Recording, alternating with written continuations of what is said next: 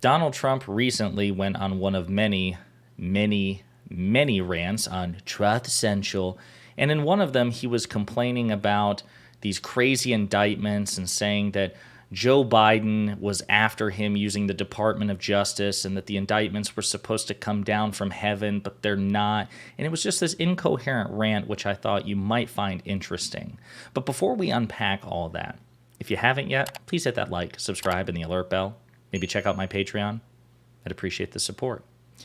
So listen, it's no secret that Donald Trump on his best day was never one of the world's best orators. And as somebody who regularly stands and simps for and defends President Biden, I'll be the first to admit that it's not like President Biden, even at his best, was one of the best orators of U.S. history, right? He certainly lacks the speech-making prowess of President Obama and certainly President Clinton.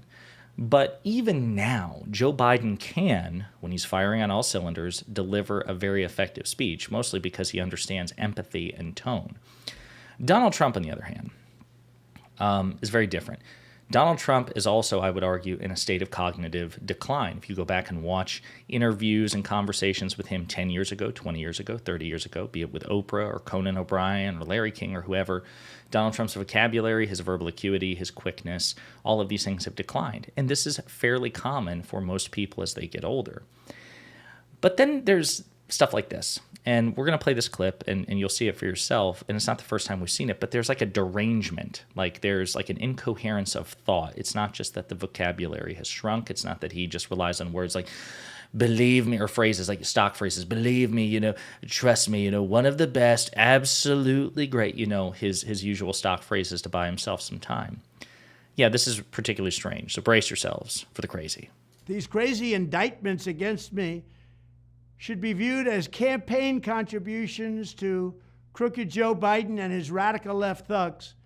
This will be their updated form of cheating and election interference. Remember, these are Biden indictments. They're not pure and simple. They're not coming down from heaven. That's kind of strange. So it sounds like he doesn't understand how indictments work, which is weird because he's been party to a gazillion lawsuits. And no indictment in the history of indictments has ever come down from heaven. District Attorney God, District Attorney Jehovah, probably one of those George Soros-backed DAs. That's never how it's worked, right? It's all done by attorneys, by human beings, and whatnot. And again, the way the legal system works, Joe Biden doesn't direct. Joe Biden has no relationship to the Fulton County, Georgia District Attorney's Office. You're talking about very different, completely different spheres of government. Joe Biden can't give an order to the Fulton County District Attorney or the Manhattan District Attorney, or really even the special counsel, right? Because there are multiple layers separating Jack Smith from President Biden. And of course, even if that weren't the case, the burden of proof would still be on Donald Trump. We'll actually prove it. Where has Joe Biden directed or forced any of these people to bring indictments against you? And by the way, given that indictments involve grand juries, as we've discussed in multiple videos, where citizens, U.S. citizens, 10 or 20, I think it's 24 if I'm not mistaken, in every grand jury, where they sit down like any other jury, and they review the evidence. And at the end, after asking questions, reviewing the evidence over a period of time, then they make a recommendation. What the hell does that have to do with Joe Biden? But of course, Donald Trump doesn't have answers to those questions because he's incoherent. He's deranged. But continue, Donnie. These are indictments made up by Joe Biden and the people that surround him, mostly the people that surround him. He's got a bad group. They're thugs. They're radical left fascists. They're Marxists, they're communists, they have the worst people. So the grand juries, which recommended the grand juries of American citizens, just random American citizens, not government workers. It's not Dr. Fauci in the deep state. It's nothing like that. It's actually just American citizens being impaneled for a grand jury, citizens who are members of the districts in which the lawsuits were filed. They're like some sort of secret evil cabal of far-left Marxist, socialist, communist, fascists. He's just using buzzwords at this point. Again, completely incoherent. But these people made these indictments. So when they say, oh, Donald Trump is going to court. No.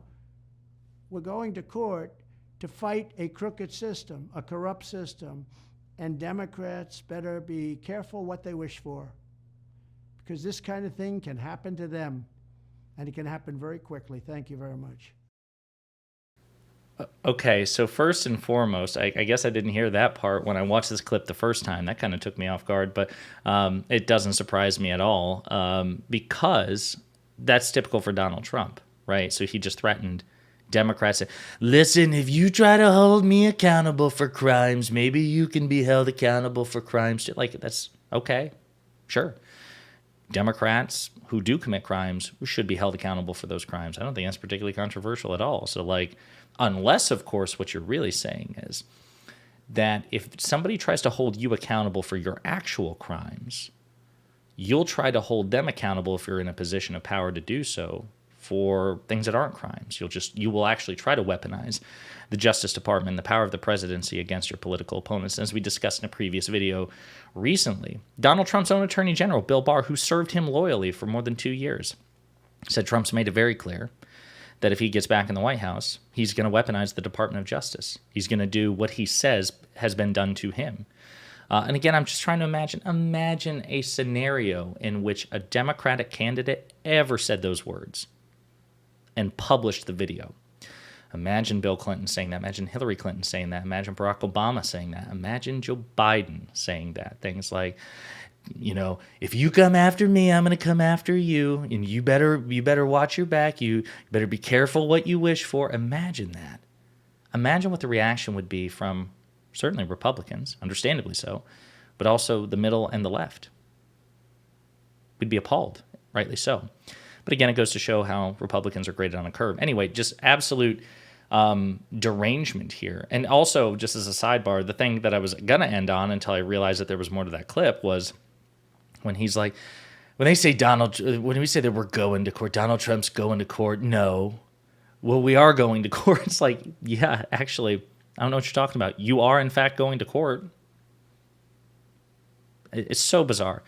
This man does not have the cognitive capability or the character or anything, just any sort of relationship with reality, with the real world, to become the most powerful man in the world again. So anyway, just wanted to share that with you. There are all sorts of crazy clips from him that he just dropped back to back to back to back to back to back to back. I guess he just like picks a day in the week where he's like, listen, let's just crank out 30 of these deranged PSAs and drop them all in a cluster on the website. That's what he did. I would encourage you to check them all out, but just brace yourself for the crazy that you're going to experience because it's radioactive, like it's weapons grade plutonium bonkers.